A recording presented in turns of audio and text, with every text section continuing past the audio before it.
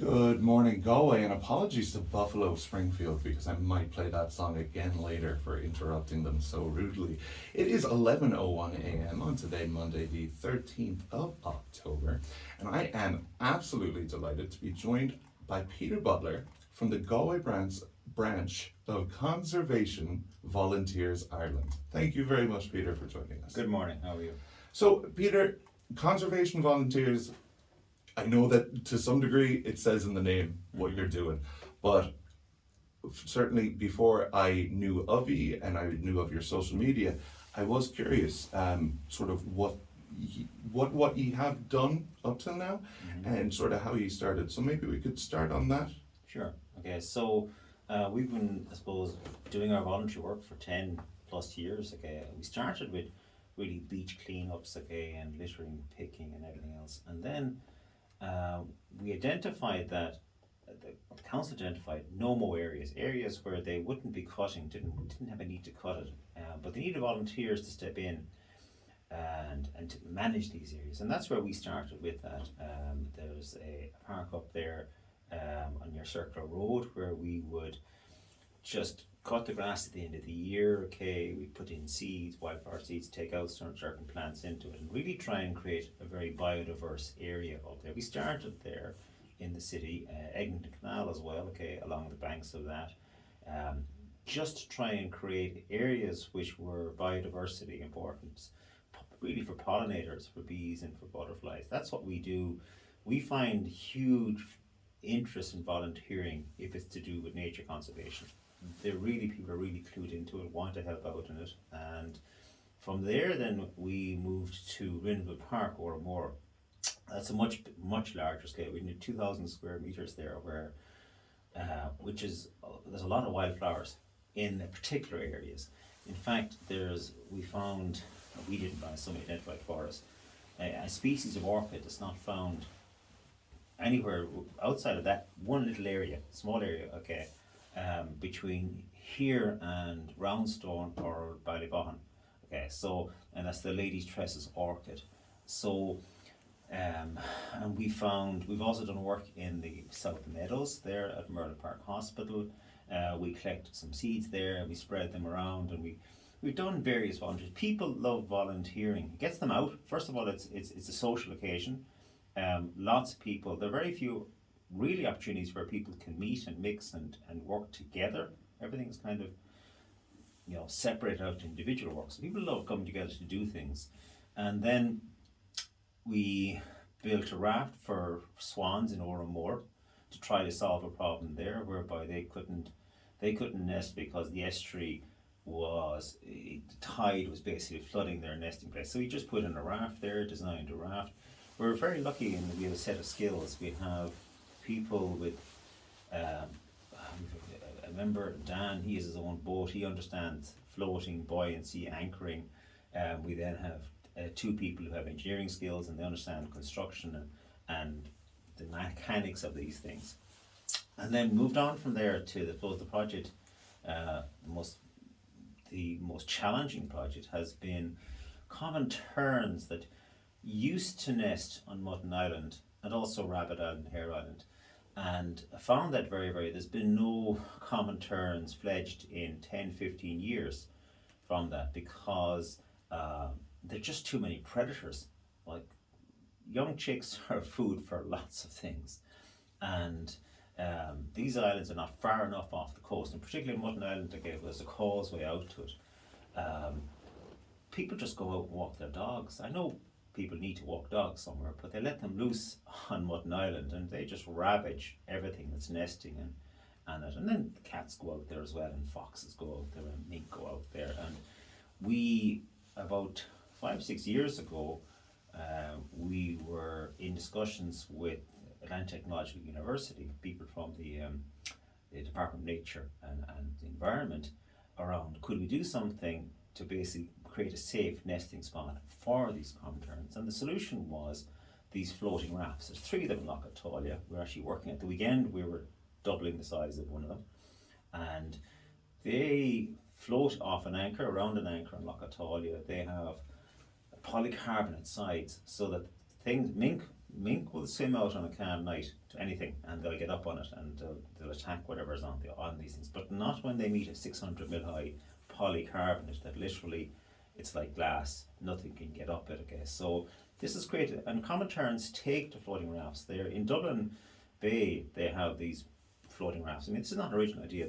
The idea was tried and tested in England. The one that we got advice from was in Lough Neagh in Northern Ireland. There's a conservation group. They have floating rafts there for common terns. And it's put down gravel. And originally we put down decoys and we put down sound devices that actually played the voice. It was quite just to get them to come to it. But it's done very well. We started with two. And we've grown that because of the size of the number of the colony. There's 3 rafts out there. Now we've faced challenges we had not anticipated, which is avian influenza arrived in Galway 2 years ago, and it took of the 3 rafts. It took all the adults and all the chicks. Avian influenza is it's a flu-like symptom. It's a virus. So in a crowded environment, look guys, COVID's the same thing. Okay. It thrives in a crowded environment. So on the raft, when the birds came and one of them had it and got it, and we don't know where they got it from, it returned. All these birds fly back from 8,000 kilometers away. They come off the coast of Namibia, okay, and then they come and they join other flocks. You never anything in the air in groups, and they all land and feed. So anyway, it arrived, and it took a third of the terns. And then last year, we did spectacular. Last year, we had 84 eggs laid, 64 chicks fledged to the air. Couldn't believe it. I mean, it's phenomenal result. 64 to the air. Yeah. That is. Sorry, yeah, no, that is absolutely phenomenal. I thought you were even just saying to the end of that is absolutely. It is. Well, see, the food quality in Galway Bay. I mean, the water quality in Galway Bay is very good for feeding purposes, and Mullen Island is a great part of why that has happened. It's cleaned up the bay a lot, and. So they're very good. They feed on sprats. They feed on small little fish they can catch. So you see them diving into the water. Okay, they have phenomenal eyesight. Okay, they can dive in. They take wherever they can find, but they're constantly feeding the young ones, and they grow very fast. They grow very big as well. So they arrive here in mid-April. They start nesting in mid-May. By mid-August, they're done. Now, sometimes one clutch, sometimes a second clutch. Okay, but rarely. Mostly it's just the one clutch. And then by mid-August, they're returning to the western coast of southern Africa or inland into Botswana or perhaps Namibia. But they do phenomenal long migration journeys, as do a lot of birds. And they're gone and they return again. So we had 64 chicks, and we were like doing the maths, thinking like, oh my God, we'll need 6 rafts, 7 rafts. I mean, if this keeps going, because they after 3 years they start then. They'll nest, okay, they'll be sexually mature, they'll actually pair off, and now we have a bug. But then avian influenza returned again this year. It arrived first of all in the Guillemot population in the city, and people are spotting that, okay, there were dead birds and very sick birds, and that's avian influenza. It's the same avian influenza that you'll see poultry farms being closed down, chickens been brought indoors, because it can arrive in winter from some of the overwintering birds come down to Ireland. I mean, Ireland is a lovely temperate climate, as everybody knows. So a huge number of birds come down from the Arctic to Ireland for winter. You'll see the Hooper swans in Wexford, not many here inland perhaps. You'll see some birds in the bay that you're not seen in the summertime, so they come down to us. In the summertime then, the migratory birds arrive from very far south where it's too hot and the food source dries up. So they come up to us for a very plentiful summer, like great food in the water here. But avian influenza arrived this year and wiped out one of the rafts. We went out there to ring the chicks, because we started ringing them. Galway City Council, fair play to them, fund Birdwatch Ireland, had Brian Burke to come down and ring the birds, so we can keep track of. So a ring that would be like something that goes on the bird. On their leg. Yeah. Once they get to a certain, the chicks get to a certain, like about 10 weeks, the leg is thick enough that you can put a ring on it, okay, fix it, clamp it onto it, and those rings are tracked by Birdwatch Ireland. It's great for history. You can track where they're found. When they went out and found that basically now we have cameras, so we have the security cameras you might see on the side of a building. okay, our remote cameras. We've repurposed those. You put them on, basically, we can dial in, okay, log in and see what's happening on the rafts using the cameras. And we're starting to see something that's not right here. There's very sick looking chicks and adults, and they're falling over and they're dying in a couple of days, which is very, very sad. We don't put those videos up on our Facebook page, but it's tragic, okay, because what with lovely chicks, and we're looking forward to them to taking to the air, they don't. They're gone. And it took all of one raft. It took most of another raft, but not all of them, which is strange given that they're on a very pocket line. And the third raft, so the birds, once they settle on a raft, they don't go to the other rafts, luckily. They stick to the raft that they're actually rearing their youngs on. But unfortunately, then they're nearly all perished on one raft. And we're down to maybe 15, 20 pairs, adult pairs again. And that's a very important number, because if you think of it in terms of feeding the chicks, the adults are gone looking for food, so the chicks are very vulnerable on the raft. So some adults have to stay on the raft in order to defend the chicks from airborne predators, hooded crows and lots of things will come, herring gulls, they eat as well. So you have to have other birds are able to get past the 600 mils. Yeah, the birds can pass all that. Okay, but the same thing that protects them from the mink is also open from the you can't close it down. Exactly. So if the tern colony falls any smaller than that, basically they'd be lost. You're talking about a migration journey that's been undertaken for, how far back do you want to go? I mean, when the continents were together, birds have always migrated for feed purposes. We have obviously we have actually sandwich terns that are resident in Galway. There's a few of them out near Rushing Bay, but most birds migrate. Okay, particularly seabirds, they migrate in very large numbers. So we're faced with. So at the weekend, what we were doing was, in order when we saw that, look at some of these that are kind of out, what we call upwind. Okay, so the rafts always face into the wind. They're off an anchor.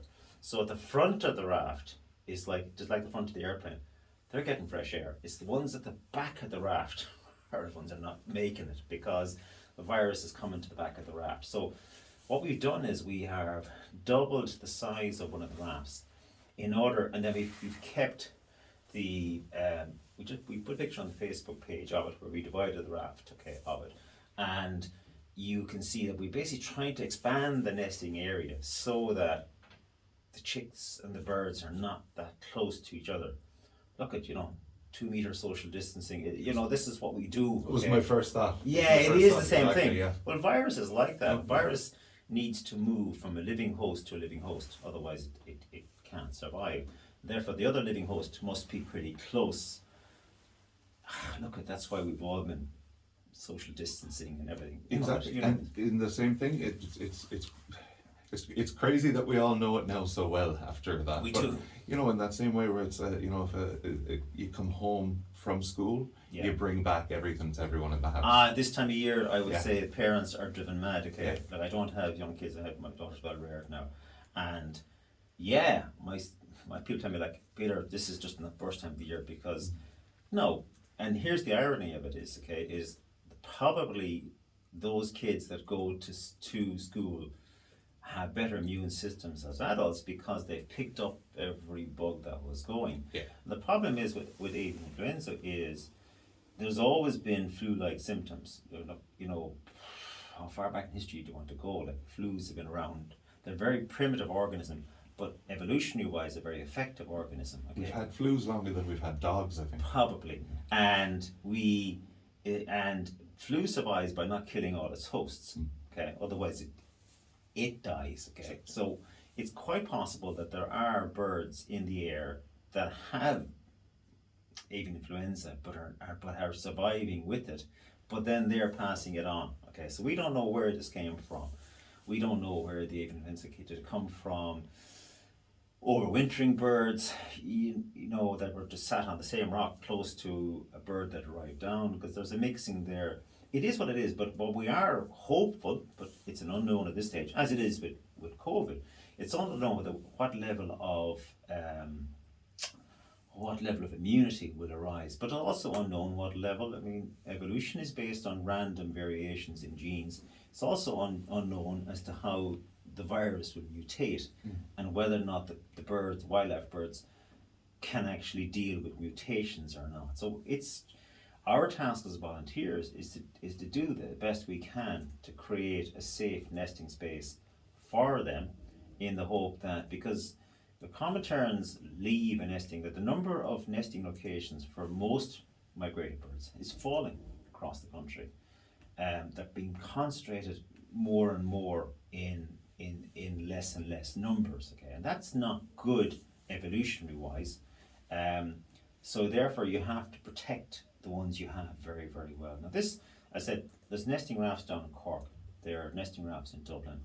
There's a project in Kilcool with the little terns, but they don't nest on rafts. They nest on shoreline. So they have a project. If you ever pass in Kilcool on the railway line there, they fence off the areas because certain birds will go certain places. There's a huge colony on an island, Rockabill Island, just off Dublin. The biggest colony of one type of roseate terns in Europe. Half of the total population is on an island with a lighthouse off near Lambay Island. So Ireland is probably, because of where it is, if you think of it in terms of migration, a lot of migratory birds travel along by coasts because for tracking, simply for navigation. If you look at the pictures of the migratory birds from, for example, from Africa, a lot of them follow the coast and then they cross. Gibraltar apparently at night time is phenomenal. Millions of birds cross at Gibraltar. They closed down the airport in Gibraltar at certain hours because the planes would not get through the flocks of birds. Oh, I must see that in person. Yeah, look it up. A lot of it is nighttime. You see, remember, birds birds are also food for hawks and for things that will try and take them in the air. So they tend to like to fly at night when they have less competition. And so they'll follow the coast up from Spain, followed up by France. Then they come to Brittany, and Brittany is the crossing point for many of them that are coming on. They'll cross from Brittany to Land's End, and Land's End they'll cross to Rosslare, and then they spread out when they get to Ireland, to the south east coast.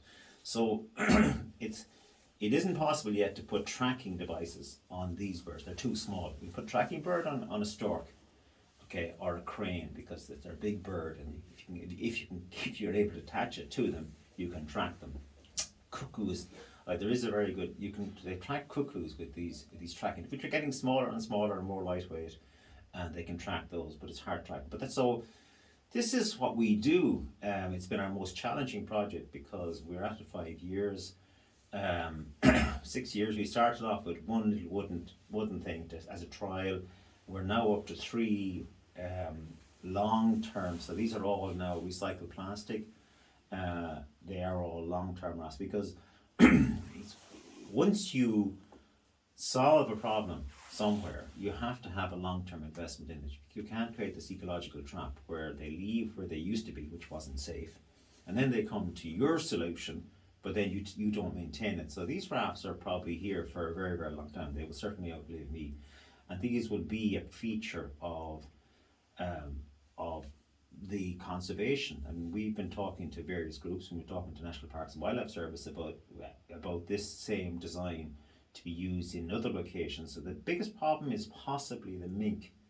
The mink are a phenomenal voracious hunter. They can climb most things, but not our rafts, and they can swim. In calm conditions, they can swim half a kilometre, still night. So they can go to islands. So in Lough Corrib, for example, they make it to most of the islands. This is where the colony sizes are decreasing, because the mink will go out on a very, very, very calm night where there's no breath of wind, high pressure. They can go a long distance from island to island, and they just kill off all the ducks and everything on the island. They kill off all the terns, and they move on. And they have no natural predators. They're American mink. They come. So you have coyotes probably in America would tackle them. Otters will tackle them. Otters won't tolerate them in their hunting ground. And aerial hunters. So your peregrine falcons would take the mink. There's not that many. We don't have a large number yet. If you know in terms of birds of prey, we're really only reintroducing some of the larger ones. So the mink, as evolutionary wise, has got a head start on natural predators. And the gun clubs, okay, some of them are very good at conservation. They also trap the mink, okay, because they'll take all the ducks and everything else. So there is a sort of a group of people trying to offset mink, but mink are prolific breeders and they seek out waterways. They're basically nighttime hunters as well, so that's very hard to get them. So look at we have a solution. It does work. Avian influenza was not what we had hoped for. It threw a spanner in the works. It kind of cut short our exponential calculations about how many common terns we'd have in 10 years' time. But that's what happens. That's a lot of volunteerism is about. It's something you hand on to others to finish. There's never, I said again, there's never a final battle. These are just skirmishes. You skirmish with this. We solve this, and then we get a break, and then we get a break, and then something else comes along, and whatever. Okay. And it sounds like that is because the mission is to make things better. Yes, it is. Yeah. And if the mission is to make things better, then you're right. You never. There will always be another thing that you can do. Yeah, it doesn't matter whether. And the same with I come from a background. Okay, just give my own background. I come from parents that were very involved in social activism. My father was I think my father was the longest standing member of the Vincent de Paul in Bray, where I grew up. You're constantly involved in volunteerism, okay, in helping people, in difficult situations. My mum the same, okay, I come from that background. So it never ends. What you do is you make a difference. Some small difference, some way, all volunteerism, okay. I know there's a lot of it here in Galway, a lot of it here in Westside as well, okay, because I know people involved in various volunteerism. But, just people, as I said, okay, we come from a culture where that's a very big part, like in terms of the caring services, the visitation services. Like I remember visiting old folks' home with my father with the Vincent de Paul as a young adult. Okay, there's all these people in nursing homes who don't have visitors. So it's the full thing. There's, my sister. Okay, she might hear this sometime. She's 5 grandchildren. She's constantly volunteering her time to mind her grandchildren, okay, so there's minding kids, okay, and it's just a lovely part of, it's one of the reasons why I like about Irish culture is it's a very big part of that. People love to be involved, like we do planting, okay, as well. We used to plant trees, we still do some of it, okay. Everybody wants to plant a tree. You couldn't have enough spades and shovels to plant trees because people are saying that's an investment in my children's and their children, like, I've heard these things. You should always plant trees because you'll never be there to sit under them. Okay, and that's real altruism. Okay, which is there's no payback for you. The payback is for future generations. I have 7 oaks at home. Okay, and I have yet decided where to plant them. I've nursed them from, acorns. Okay, and Are we talking about trees or children? Trees. Okay. Trees. So, sorry. I'm sorry. For a second there, I thought it was a metaphor there. Oh no! Sorry. No. I'm saying we do things for future generations. Yeah. Like I collected acorns and I planted them and germinated them and they're now about this high, which is about indicating here about a third of a meter. And I haven't yet found where to plant them because I have a small little house. Okay, but I'm looking for somewhere to plant these, and then in future generations say that some guy from way back planted those. And that's real volunteerism. You're helping people without a direct payback. These common terns, others will take over this project. This project will go on forever. The No-Mo areas in Rinville, we've now 6 species of orchids out there. And that's unique. It's phenomenal, actually. Others will maintain this in the future. We have the equipment, we'll hand it on. Volunteerism it just moves from generation to generation. And as I said, okay, we're just doing our part of that now. That's actually a great sort of way to lead into the next part because, like you said, there's so much will to volunteer and there's so many people who have the time, and oftentimes it's just a case of letting them know where to go and what they can do. Mm-hmm. And when any volunteer organisation, conservation, animal rescue, community radio, there are people there who will have the skills that they can teach you or that you need to learn, and you might even be surprised to find out that the skills you already have are already going to lend yourself to that. But something that I want to make sure we talk about is when people listen to this and they hear about it and they want to support it, what in the future can they look to get involved? Yeah, so we do a call for volunteers when we have activities to be done. Okay, so we did when we were cutting the no-mow areas. Now this has to be done every year, otherwise there won't be seed growth. If this was the burn, cattle could graze it, but we don't want to have cattle to graze it. So we have to cut it, we trim it, and we gather the grass and remove it. And then we have some seeds gathered, which we'll put into that areas as well. We're from other areas, so we're trying to enhance certain areas by putting in seeds from other wildflower areas. So we do for cause. So we have a huge long email list, which is very good. But we also do. We are on Conservation Volunteers Galway on Facebook, and we contact us and be added to the mailing list if you don't use Facebook. Okay, and we do a call for volunteers. So we had a call for volunteers last Saturday. Okay, to construct the second half, to expand the raft. So we have doubled the size of the raft. We've added another 3.6 by 3.6, and now it's 3.6 by 7.2. And there was volunteers there assembling the rafts, cutting recycled timber, measuring, cutting, okay, drilling, fixing, leveling, all of that work. It's amazing how many people have that skill, but also how many people don't have it. Okay, particularly young. I get to say, okay, younger people, okay, at my age, okay. Yeah, feel free, because I don't think they can be blamed for what they're being taught in that sense. Like, I definitely, as a slightly younger person, I wish I'd been taught that. There were times when what was being taught in school was not so fundamental in terms of that. We went several hours constructing. We did it in two halves. So we did it last Saturday. It was the first base construction. Last Saturday, 2 Saturdays ago, and then last Saturday was the finishing off of it. Loads of people turned up from different nationalities, and we just explained how drills work and the amount of pressure to put and how to drive it forward and how to align it and how to level it. And people were like fascinated to learn these skills in a practical way. Yeah. And that's part of what we hand on. My father was a phenomenal DIY, great man for woodworking. Okay, loved wood, loved working with wood. So what he handed on to me, I've handed on to my daughter, but we also handed on to the people who come along and say, "Lads, this is how you level up. You got to watch that. They got to apply pressure here. You know, how do you get that? How do you reverse a screw? When do you, as I said, okay, what's enough pressure, and at what point do you stop? It's too much resistance. Take it out. Put in a drill hole into it." So people are learning skills, which again, they'll transfer on to something at home or they'll learn somewhere else. So, I always say, like, the people who ran the bicycle repair place there was one in Westside here, and there's also one in town. They're great people because they're handing on skills that people are being lost, which is, if the bike breaks down, throw it away and buy another one. That's not really sustainable long term.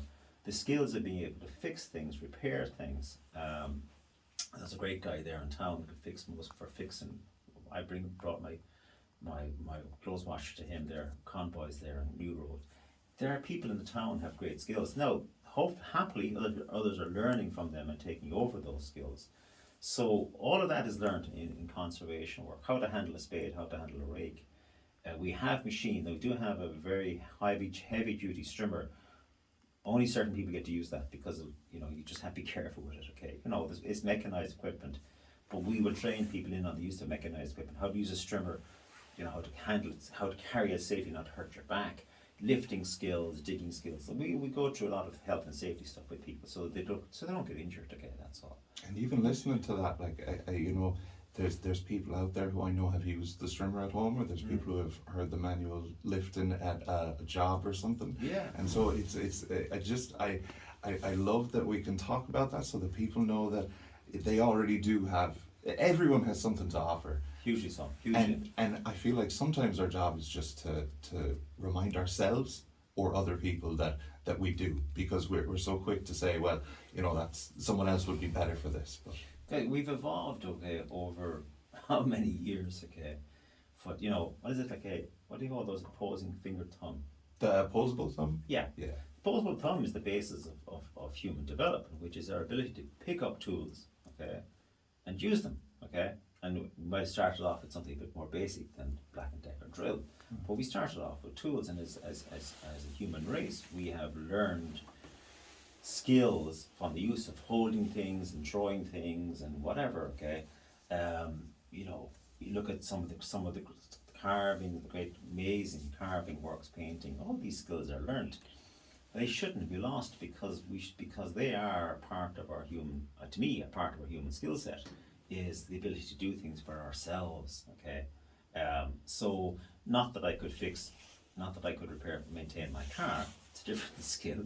I leave that to my trusted garage man. But lots of this is based. Most conservation work doesn't require any qualifications or super skills. It's just the ability. It's tedious work. You're out in the open. Yeah, and the rain shower comes. You'd get in out. You can go back out again afterwards. But it's great. It's in terms of mixing up with the cup of tea afterwards, okay, and the chat and everything else. And people are meeting people from different, particularly meeting people from different parts. I would say easily half of the people in any event, okay, have come from other countries. They're part of the New Irish, okay, and they have some of them phenomenal skills that we just great at this stuff. And there's a real learning, mixing goes on in these things in all volunteerism, okay. There's mixing and learning from each other, and as I said, okay, I hope as a people we never lose that willingness to get involved, whatever it is, whether it's litter picking, you know, Tidy Towns here, a great organisation, litter picking, painting, tidying, planting. I've been involved. I've been involved in lots of organisations. I'm overcommitted. Okay, and my other half tells me, and because I'm always involved in like, oh yeah, I'll do that. Yeah, like I'll give you a story. So in Rindville, there's a walled area in Rindville near the car park, Rindville Park. You see it. In there are wildflower sods that were moved from the path of the motorway from Cork to Tuam. This is 11 years ago. The motorway was being built, and it was going through a field in Ardran, which had a series of whole loads of wildflowers. We'd seen it. We knew the maps. We'd seen it. And there it was, loads of orchids. We saw them the previous summer, orchids and lovely wildflowers. And we said, let's move them. Let's just move them. Okay. And got on to some people and said, it took a while to get permission to do that. But even you might think, oh, you know, the head of the National Roads Authority, okay, Fred Barry, I think his name was at the time. And he said, yeah, why not, yeah. But it needs to be done like in 6 weeks' time, because after that the contract would move. Like, no problem. So we moved 300 square meters or 3,000 square feet. I'm still in Imperial, I grew up with that, sorry. And in 1 foot square sods, I think we had 25, 30 people for 6 weekends at a row. It didn't cost a single euro to do it. Nobody asked for petrol money. The contractor gave us a driver and a truck. A local shop gave us their truck that delivers fuel to people around. In the end of it, what you would have, if you'd gone out and got a quote for it, it would have been 10, 20,000 euros to have these moved. Okay, volunteers kicked in. Once, see, I always say, if people see a good idea, they'll back it, and that's what they do. And if they agree with it, we had people just turned up. We gave them the nearest location. Most of them turned up with their own spades, their own forks. If not, we had borrowed others from different Tidy Towns organisations, gave us everything. We just marked out, put little text on to see which Tidy Towns organisation they were from. We have some of our own, but we had we had 25 people out there digging it up in pairs, lifting it in wheelbarrows, lifting it on a truck, stacking a truck. And the truck was driven to put down in the new area. And they're there in the walled area, it's the walled area there at Rindville Park. That's the first time that to my knowledge, that people have ever taken wildflowers out of the path of a motorway. And it's now actually, since then, it's now part of several different projects. I know is that wildflowers should be moved. Because you can dig up a sod, you just go down, but you really go down, 2 hands lengths, cut across and move it. And you basically, well, as long as you carry it carefully, everything in it will survive. So volunteerism, and that was a huge risk in the sense of, if this doesn't work out, we will be so embarrassed. We've gone out on a limb here. We've asked volunteers for a very big area. But people the word went round. We don't know how the word went round. People said, okay, look at this thing on here that weekend. Let's go do it. Let's be part of that. And they go out now to Rindville Park, and they can see, there's a sign up that explains what this is. And some of those people tell us they've been back since, okay, and to see these things that they were involved in, so they can tell their kids and their grandchildren Granda was part of the team that moved this, and it would have been destroyed, would have been lost. Of course, it would have been lost, okay. And you're doing something. It's like planting a tree. It's like planting a tree, or I constructed a bit of that raft there. Okay, I put in some of them screws. I did some of the fixings. So I think that's why volunteerism is such a big part of our culture, and not just Irish culture. Most cultures, okay, volunteerism, okay, is a big part of. I think was it Mary Mead, the anthropologist, said, what was she was asked once, what was the first evidence of human civilization? I think you might know the story, and it was the Is it Mary or Margaret Mead? Margaret Mead. Sorry, Margaret Mead, and it was. You tell the story. You know it. So I believe that it was a broken femur. Correct. In that when she saw evidence that an injury that should have meant death in the animal kingdom, that it had been nursed and cared for to the point where it could be recovered. That was where she considered community to have really started. Correct. Yeah. So that's how far back we go.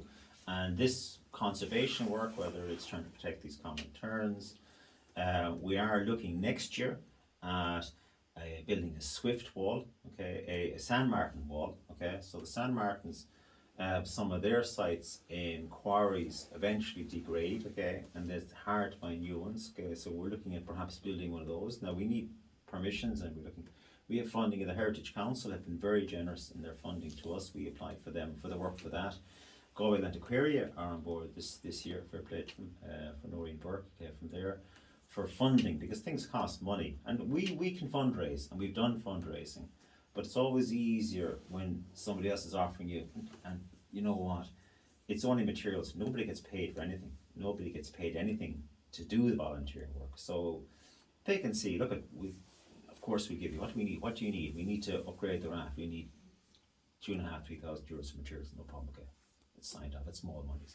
So it is great to have that support from various organisations. Atlantic Technological University gave us the initial funding, fair play to them, to kickstart the project. Now they're not a funding agency for conservation projects, but they gave us the money, they saw the idea, it was actually a PhD student there, Niall Keogh, was doing his PhD on, guess what, on common terns, and it was in the same area, and they funded the materials to build the first rafts and everything else as part of that. We gave them the eggs. They actually were very interested at that time. The project they were doing was they were looking at the accumulation of metals and certain substances in the eggs. Okay, because these birds, if you're feeding birds feed on fish, which feed on things. So if you have an accumulation of chemicals that accumulate in the highest predator, and what they were doing was they were looking at the eggs. So we gave them the eggs without that, and then they analysed the eggs using spectrographs or something. Okay, and they so we were working with them on that. Okay, so the fair play, they came on funding. Obviously, the Thai towns came on board with some funding. We don't need a lot of money for what we do, but we are looking at there also maybe a bat house as well next year. Okay, because bats are, as more and more houses, old houses are being done up, the access into the roofs is suffering. That's all. Well, that is awesome, and it is a good place for us to wrap up. If you are interested in the future if you are interested in following Galway Conservation, follow them on social media, on Facebook. If you're listening live, this will be up on the website later. We'll have all the links. If you're listening on the website, then you know that you are on the page right now.